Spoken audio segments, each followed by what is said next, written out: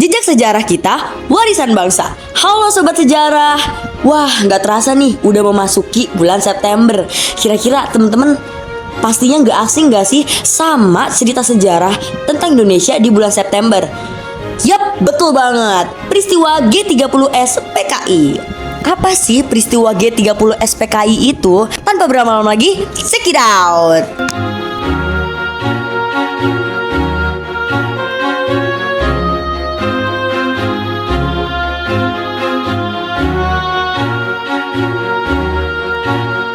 Sebelum kita masuk ke dalam materi G30S PKI, aku bakal jelasin dulu awal mula Partai Komunis Indonesia atau PKI terbentuk.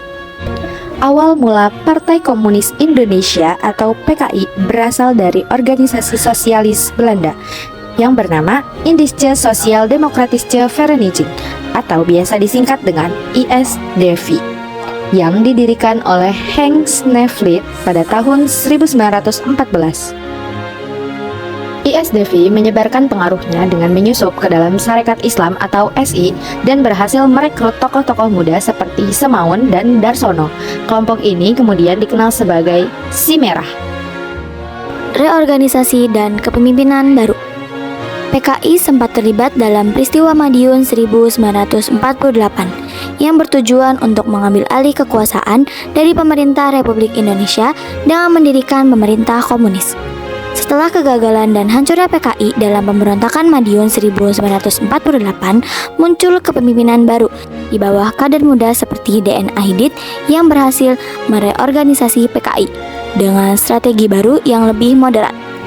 PKI beralih dari konfrontasi bersenjata menjadi kekuatan politik nasional yang sah, serta memperkuat posisinya dengan mendukung kebijakan Presiden Soekarno.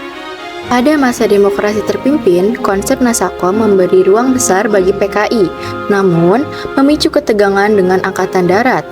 Isu kesehatan Soekarno dan krisis ekonomi dimanfaatkan PKI dengan menyebarkan kabar adanya Dewan Jenderal, lalu bergerak lebih dulu dengan dalih menyelamatkan Presiden.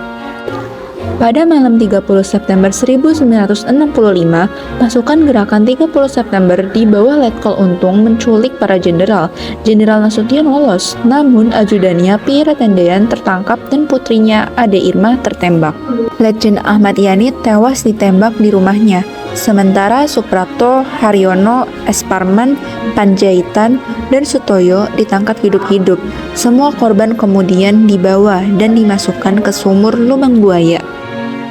Di akhir peristiwa, pada 1 Oktober 1965, G30S mengumumkan lewat radio bahwa mereka mengambil alih kekuasaan untuk melindungi Soekarno dari Dewan Jenderal.